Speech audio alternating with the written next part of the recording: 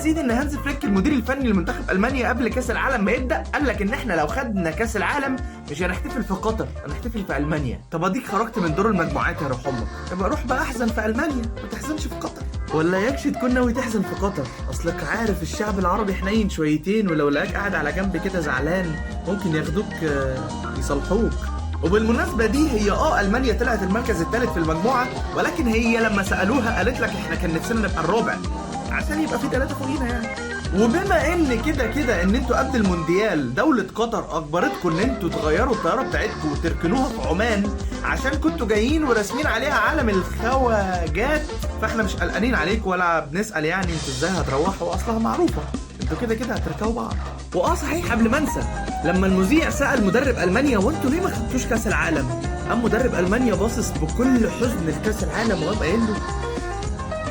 اصل لقيته عريض قوي